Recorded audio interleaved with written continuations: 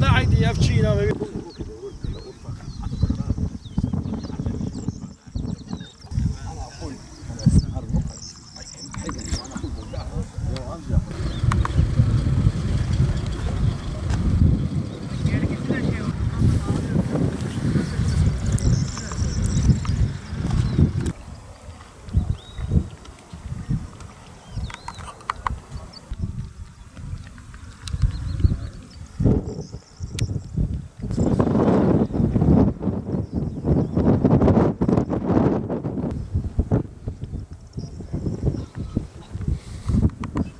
والله لا وزاروك تشوفون شخور ويتشيكا بدنها وباباتيا قومي شخور بدنها وقوني ما عدم بوني ويتشوني ويسولا خوش بو قبشو وكتشكي كتينا بافيتشوي افيازي بيربو حياة غازي اني كنت توئيمه من الفربون من الجيلان بناربو ام تشوفون تختور وتلفون جمرهات قو كتشكي كتي برافيهم هات وجوي شاغي لي دقرنو وند بينا مدخوازن كجو درخين براوي ببينن ايرو فاي سيرو جي خلاص بو فاي كتشارا وفاي نكستك ويندي ونقدك ام دخوازن تدي علي كاريا هبكنج بو دركف برا بلكي درخين نجمر تقيزات يمن ام دخوازن كتشك درخين انا ام دخوازن كتشك درخين ملت بريشان بون السبي حياه ايفاري تشون حياه حدوديس عراقي سوري ناهر برا هرن وهلا ام دخوازن كتشك ببينن قالي كاريا ما بكن غندي دورا ما جهاتن قش خبات دكن ام دخوازن دركف. Şimdi amca çocuklarıyla birlikte derenin kenarına gittiler oyun oynamaya.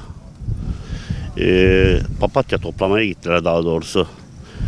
Amcasının kızı ayağa kayıyor.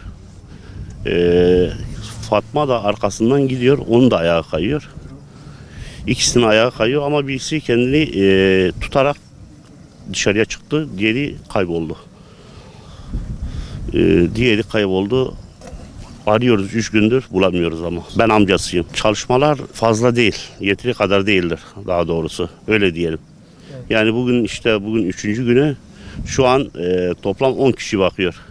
En az 50 kişi gelip bakması lazım. Belli değildir. Belki düştüğü yerdedir. Belki de gitmiştir. Kimse bilmiyor. Şu an çalışmalar sürüyor. Yani ne yöndedir? Sürüyor şu an. Yani çok tehlikelidir. Doğrudur. Bazı yerler çok derindir. Bazı yerler derin değildir. Ama düştüğü yer çok derindi.